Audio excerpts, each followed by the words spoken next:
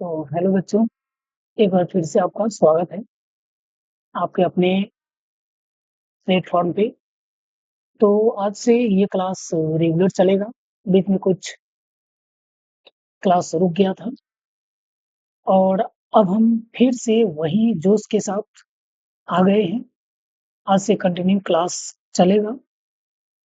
तो प्यारे बच्चों, आज जो हम लोग पढ़ने वाले हैं वो यानी कि ऊषा चैप्टर पढ़ने वाले हैं।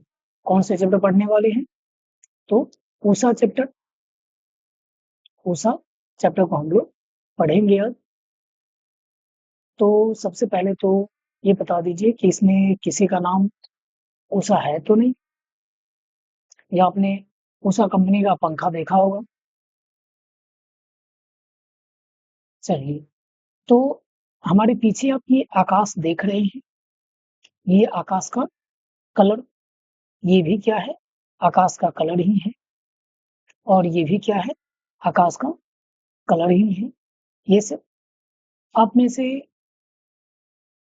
कितने बच्चे होंगे जो सौभाग्यशाली होंगे, जो कि सवेरे उठते होंगे तो आपको आकाश में इस प्रकार का दृश्य दिखाई देता होगा कि शंखाकार का, शंख जैसा यानी कि लिपा हुआ, चौका लिपा हुआ इस प्रकार से दिखाई देता होगा। क्योंकि सुबह का आकाश जो होता है बहुत ही सुहावना होता है, जैसे कि देख रहे हैं। तो चलिए, आज जो हम लोग देखेंगे वो हम लोग ऊषा चक्र को देखेंगे। किसको देखेंगे? ऊषा चक्र को, जिनका कवि है शमशेर बहादुर सिंह। कौन है? शमशेर शमशेर बहादुर बहादुर सिंह। शमशेर बहादुर सिंह। ठीक। तो सबसे पहले कि ये जो हम लोग देखेंगे, तो आज इसमें सबसे पहले हम कवि के परिचय को देखेंगे। किसको देखेंगे? कवि के परिचय को देखेंगे। उसके बाद यानी कि हम लोग चैप्टर को स्टार्ट करेंगे। तो उन चैप्टर को स्टार्ट करने से पहले हम लोग थोड़ा सा एक उसी जोश उमंग के साथ एक मोटिवेशन पे चलते हैं कि जीवन में आगे बढ़ना है तो बहरे हो जाओ। क्योंकि अधिकतर लोगों की बातें मनोबल गिराने वाली होती है। अर्थात कि प्यारे बच्चों, यदि आपको जीवन में आगे बढ़ना है तो केवल दूसरे को सुनना बंद कर दो, बाहरी हो जाओ। क्योंकि अधिकतर लोग जो भी होते हैं ना, वो सिर्फ आपको मनोबल गिराने वाली बातें करते हैं।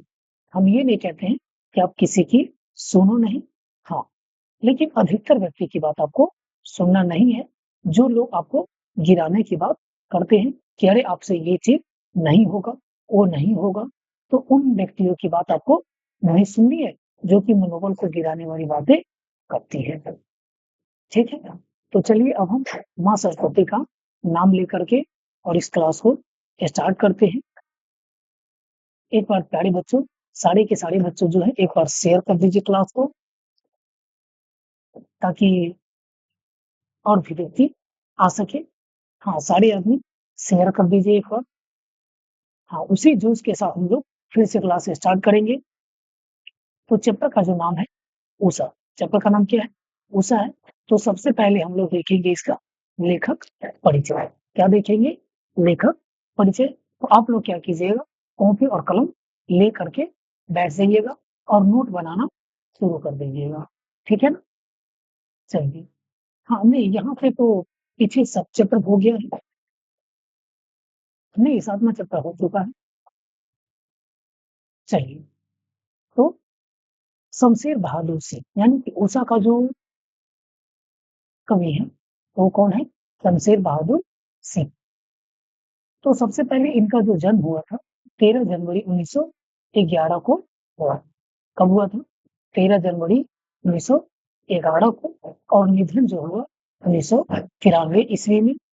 इनका जो जन्म स्थान था वो देहरादून, उत्तराखंड, यानी कि उत्तराखंड में इनका जन्म हुआ था। किनका जन्म? शमशेर बहादुर सिंह का जन्म। प्यारे बच्चों, तो क्वेश्चन आपसे कई बार पूछ लेता है कि शमशेर बहादुर सिंह का जन्म कहाँ हुआ था? तो देहरादून, उत्तराखंड में। कहाँ हुआ था? देहरादून, उत्तराखंड में। उनकी माता का नाम प्रभुदेव एवं पिता का नाम तारिक सिंह थे। क्या थे? तारिक सिंह।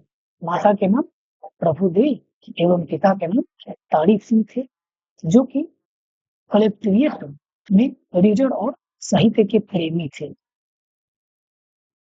उनकी शिक्षा जो हुई प्यारे बच्चों, तो 1928 ईस्वी में उन्होंने हाई स्कूल, 1931 ईस्वी में इंटर किए और 1933 ईस्वी में बीए किए इलाहाबाद विश्वविद्यालय से। ये आप देख रहे हैं इलाहाबाद विश्वविद्यालय है। कौन सा है? इलाहाबाद विश्वविद्यालय। तो क्वेश्चन आएगा कि शमशेर बहादुर सिंह ने बीए किस कॉलेज से की? तो इस इलाहाबाद विश्वविद्यालय से की। ठीक है। इन्होंने 1938 ईस्वी में एमए किए और अंग्रेजी की आगे पढ़ाई न चल सके, यानी कि आगे इसकी पढ़ाई नहीं चल सकी। अंग्रेजी में इन्होंने एमए किया, उसके बाद यानी कि इसका पढ़ाई नहीं चला।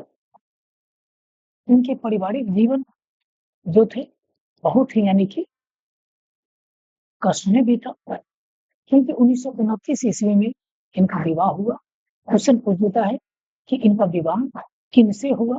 तो धर्म देवी से हुआ। किनसे हुआ? धर्म देवी से। प्यारे बच्चों, तो इनका विवाह किनसे हुआ? 1929 ईस्वी में धर्म देवी से हुआ और 1933 ईस्वी में उनकी मृत्यु हो जाती है। किनकी मृत्यु हो जाती है? तो इनके पत्नी की मृत्यु हो जाती है। उसके बाद परिवार विहीन इनका अनिश्चित जीवन हो जाता है, यानी कि उनके बाद उनका जीवन जो होता है अनिश्चित जीवन हो जाता है। उनकी वृत्ति जो है रूपाप हो गया, कहानी माया, नया साहित्य, नया पंथ एवं मनोहर कहानियां, ये सब संपादन कार्य से जुड़े रहे। उर्दू हिंदू कोश के संपादन इन्होंने किया। 1981 से लेकर के 85 तक प्रेमचंद सृजन पीठ विक्रम विश्वविद्यालय उज्जैन के अध्यक्ष रहे। कब? 1981 से लेकर के और 85 तक। आपसे क्वेश्चन पूछेगा कि शमशेर बहादुर सिंह किस विश्वविद्यालय के अध्यक्ष रहे? तो उज्जैन के अध्यक्ष रहे, विक्रम विश्वविद्यालय के, जो कि उज्जैन में पड़ता है। ठीक है। चलिए आगे आपका है कि इन्होंने यात्रा की है। तो 1978 ईस्वी में सोवियत रूस की यात्रा की है। यानी क्वेश्चन आपसे पूछेगा कि बताइए शमशेर सिंह बहादुर ने किनका यात्रा की है? तो रूस की यात्रा की है। किसकी यात्रा की? रूस की यात्रा की। कब? 1978 में। आगे की इनकी प्रमुख जो कृतियां हैं, तो कृतियां इसमें जितनी है वो सबको आपको याद नहीं करना है। ठीक है। जो हम टिक लगा देते हैं केवल वही लिखना है। 1932 से लेकर के 33 में इन्होंने लिखना शुरू किया। ठीक। सबसे इंपॉर्टेंट में आ जाता है दूसरा सप्तक, यानी कि क्वेश्चन आपसे पूछेगा कि दूसरा सप्तक का संबंध किनसे है? तो शमशेर सिंह बहादुर से। दूसरा सप्तक का संबंध किनसे है? शमशेर सिंह बहादुर से। कुछ कविताएं भी इन्होंने लिखे, कुछ कविताएं भी लिखे। उसके बाद चुका भी नहीं हूं मैं, ये 1975 में लिखा गया। इतने पास अपने 1980 में लिखा गया। बात बोले ये इंपॉर्टेंट है, ये आपको याद रखना है। 1981 में लिखा गया। टूटी हुई बिखरी हुई कहीं बहुत दूर से सुन रहा हूं, सुकून की तलाश, ये इंपॉर्टेंट है। सुकून की तलाश क्या है? तो गजलें हैं। क्या चीज है? गजलें हैं। ठीक है। तो ये इनकी प्रमुख कृतियां हैं। ज्यादा करके इंपॉर्टेंट आपका दूसरा सप्तक हो गया, चुका भी नहीं हूं मैं। उसके बाद सुकून की तलाश, गजलें, ये यानी कि इंपॉर्टेंट में है। ठीक है। आगे है कि डायरी इन्होंने ये प्रकाशित किया। आगे नागा अर्जुन के आदि के समकालीन में शमशेर सिंह बहादुर हिंदी कविता में स्वच्छंद चेतना प्रयोगशील कवि के रूप में दूसरा सप्तक में उदित हुआ। यानी कि किस सप्तक में उदित हुआ? तो दूसरा सप्तक में। दूसरा सप्तक जो लिखा हुआ ना, तो उनमें यह उदित हुआ। दूसरा सप्तक कब लिखा गया? तो 1951 में लिखा गया। कब लिखा गया? 1951 में। 20वीं सदी के उत्तरार्ध में सतत प्रयोगधर्मी, श्रेष्ठ प्रयोगशील कवि के रूप में इन्होंने प्रतिष्ठा पाई। उन्होंने लिखना 30 के दशक में ही शुरू किया, यानी कि कविता लिखना किनके दशक में शुरू किया? तो 30 के दशक में ही शुरू किया। किंतु आजीविका, आवास, पारिवारिक जीवन आदि के अनिश्चित स्वभाव प्रकाशन को लेकर उदासीन भरे विशिष्ट स्वभाव के कारण उनकी कविताएं पुस्तक सदी के उत्तरार्ध में ही आना शुरू हुए। यानी कि उनके स्वभाव भाव के कारण, उदासीनता के कारण उन समय तो प्रकाशित उतना नहीं हो पाया, लेकिन बाद में यानी कि प्रतिष्ठित हो गए। उसके बाद वे कवि और शायर दोनों थे, यानी कि शायर भी वे थे और कवि भी थे। स्वच्छंदवाद, प्रगतिवाद, प्रयोगवाद, नई कविता, वास्तुवादी, यथार्थवादी और कालवादी के रूप में इन सब में यानी कि विलक्षण उनका होता गया। सक्रिय और मुखरित हिंदी और उर्दू को तथा इनकी कविता शैली और संस्कृतियों को उन्होंने माना ही नहीं, जाना और अनुभव भी किया। कवि के लिए दोनों ही एक है। इसी रूप में शमशेर के यहाँ अभिव्यक्ति होती है। भेद है सिर्फ शैली का, ऊपरी भीतरी एकता अखंड और संरक्षण है। उर्दू काव्य और हिंदी काव्य की विरासत उन्होंने मिजाज, रंग से, स्वर और लय भंगिमाओं के साथ अपनी खास संवेदना के लिए संकल्पनाशील के सहारे अपने ढंग से आत्मसात किया। उन्होंने समकालीन जहां छायावाद से खुद विलगने और अलग अलग विशिष्ट दिखने के प्रति आग्रहशील रहे, वहां शमशेर सिंह बहादुर ने निराला और पंथ दोनों को साधा, यानी कि निराला और पंथ दोनों को लेकर के इन्होंने चला। कविता, चित्र, संगीत, नाटक, मूर्ति, अति विविध कलाओं के सृजनात्मक प्रभाव उन्होंने अपनी कविता में स्वायत्त जमीन और शर्तों पर ग्रहण किए। स्थानीय और सार्वभौम, क्षणिक और सनातन, जटिल और सरस, ठोस और वायवीय, मूर्त और अमूर्त, इंद्रिय और आध्यात्मिक, तमाम तरह के विरोध को अपने विलक्षण वस्तु निधान के प्रति अपना संरचना में ढाल देते थे। उनमें अद्भुत कला और संयम था, उत्तेजना भी थी। वो ऐसे चुनौती को नजरअंदाज कर देते थे जो मुश्किल हो। अब मान लीजिए कि कोई चीज मुश्किल है और उसके पीछे हम पड़ जाएंगे, तो ये जरूरी नहीं है, ये मूर्खता है। वे कई पाठों में अक्सर निःशेष नहीं होती, उसमें कुछ चमत्कार रह जाता जो अर्थपूर्ण प्रतीत होता है। प्रायः उनके समकालीन से लेकर अब तक के सभी महत्वपूर्ण आलोचकों और चिंतनशील सर्जकों ने उन पर अवश्य लिखा है और उनकी कविताओं को समझने हाँ समझने के लिए वे कवियों के कवि कहे जाते हैं, यानी कि कवियों के कवि कहे जाते हैं। यहाँ उनकी प्रसिद्ध जो कविता उषा संकलित है, वह उषा गतिशील चित्रण बिंबों द्वारा प्रस्तुत किया जाता है। यह चित्रण एक प्रभाववादी चित्रकार की तरह किया गया है। प्रभाववादी, वस्तुवादी या दृश्य के मन और संवेदन पर पड़े प्रभावों को विशिष्ट रेखाओं, रंग रेखाओं के सहारे चित्रण करता है। यानी कि उन्होंने पूरे रंग रेखाओं के साथ चित्रण करता है। उषा में एक जादू है जिसमें विमुख तल्लीन कब दृष्टि उसके साथ साथ सहारे यानी कि बढ़ता जाता है, उससे सजग इंद्रिय बोध मानस में जब्त करती है। कविता का समापन में जो है इस जादू को गुजरते हुए बारह बाहर निकलने पर होता है, यानी कि उषा जब बाहर निकलता है तो होता है कि उषा के साथ साथ क्रमशः चलती है यह यात्रा एक संतृप्ति पर सौंदर्य यात्रा हो जाती है। शमशेर ऐसे कवि हैं जो अपना असर धीरे धीरे डालते हैं, यानी कि एक ही बार नहीं डालते हैं, धीरे धीरे डालते हैं। शमशेर जैसे कवियों का कोई स्कूल नहीं बनता, उनकी कोई पंथ प्रतिमा नहीं बनती। वे उन नदियों की तरह है जो चुपचाप पूरी घाटी को जड़ खेद करती चलती है, जिन पर कभी कोई पुल नहीं बनता। अब यहाँ से आपका चैप्टर स्टार्ट हो रहा है कि प्रातः नभ था बहुत नीला शंख जैसे भोर का नभ राख से लिपा हुआ चौका अभी गीला पड़ा है।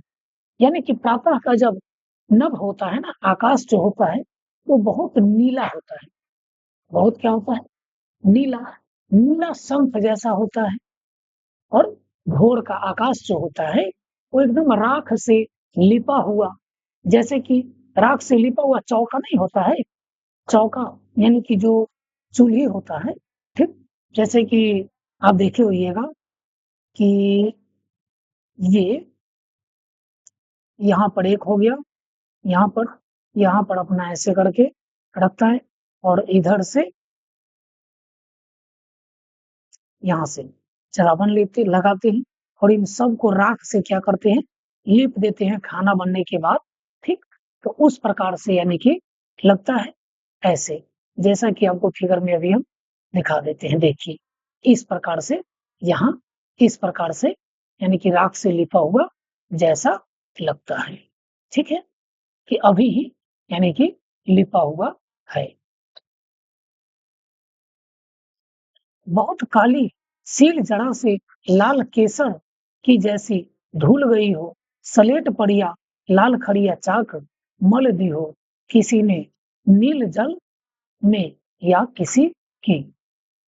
यानी कि बहुत काली सील जैसी होती है कि लगे कि लाल केसर जो नहीं होता है उससे यानी कि धो दिया हुआ है, धो दिया हुआ है। सलेट सलेट जो होता है ना पहले, यानी कि उस पर खड़िया जो खली जो होता है लाल खली, उससे यानी कि लिख दिया हुआ है, पूरा के पूरा उस पर मल दिया हुआ है किसी ने। नील में, नील जल में या किसी की गैर झिलमिल देह, यानी कि नील जल जो होते हैं उसमें यानी कि कोई खड़िया नहीं तो मिला दिया है, या फिर किसी की गौर जो झिलमिल देह है जैसे हिल रही हो, उस प्रकार से लगता है कि कुछ हिल रहा है। इस प्रकार से यानी कि लगता है सुबह का जादू टूटता है, इस उषा का अब सूर्योदय हो रहा है। लेकिन जब जादू टूट जाता है, यानी कि सूर्योदय जब होने लगता है, तो लगता है कि पूरा आकाश एकदम साफ हो गया। पूरा आकाश क्या हो गया? साफ हो गया और सारा के सारा अंधकार खत्म हो जाता है। सूर्योदय जब शुरू होता है तो हल्का-हल्का आप देखिएगा सूरज पर, तो आपको लगेगा कि झिलमिल-झिलमिल कर रहा है। कैसा? झिलमिल-झिलमिल सुबह में कर रहा है। यदि गौर से आप देखिएगा तब। और धीरे-धीरे, धीरे-धीरे लगता है कि इसका जादू खत्म हो गया और सब के सब सूर्योदय हो गया। और धीरे-धीरे वो सारा के सारा जो होते हैं मौसम, वो सब खत्म हो जाता है। तो ये आपका उषा चैप्टर था। अब यहाँ से आपको क्या करना है कि प्रातः का नभ कैसा होता है? तो नीले शंख जैसा। कैसे होता है? नीले शंख जैसा होता है। तो इन चैप्टर का क्वेश्चन बना लीजिएगा, ठीक है? हम ऑब्जेक्टिव क्वेश्चन इसका करा देंगे, सब्जेक्टिव का केवल आपको पीडीएफ दे देंगे, ठीक है? या फिर एक बार सारा चैप्टर का सब्जेक्टिव स्टार्ट करेंगे, ठीक है? चलिए, उसके बाद कुछ भाषा की बात। भाषा की बात ये आपको बना लेना है, हम यहाँ पर आपको समझा देते हैं। कविता से संयुक्त क्रिया को चुनना है, यानी क्रिया जो होते हैं उसमें संयुक्त क्रिया हम आपको पढ़ा चुके हैं, ठीक? उनको आपको चुनना है। इस वाक्य में यानी कि वाक्य शब्दों से वाक्य बनाना है। नभ से, राख से, चौका से, देह से, ऊषा, इन सब से क्या बना लेना है? वाक्य बना लेना है। उत्पत्ति की दृष्टि से शब्द जो होते हैं कितने प्रकार के होते हैं वो आपको बताना है। तो तत्सम, तद्भव, देशज, विदेशज, तो इनमें आपको बताना है कि कौन तत्सम है, कौन तद्भव है, कौन देशज है और कौन विदेशज है, ठीक? सूर्योदय का आपको संधि विच्छेद कर लेना है। सूर्योदय का क्या कर लेना है? संधि विच्छेद, ठीक है? तो अब यहाँ तक आपका हो गया क्लियर। अब उसके बाद हम लोग देखेंगे अगले दिन एक ऑब्जेक्टिव क्वेश्चन और फिर सब्जेक्टिव क्वेश्चन, नहीं तो वीडियो लंबा हो जाएगा। चलिए, तो रहने दें। इन वीडियो को हो सके तो आप लोग लाइक कर दीजिए यदि पसंद आए तो। चलो, तो फिर रहने दें।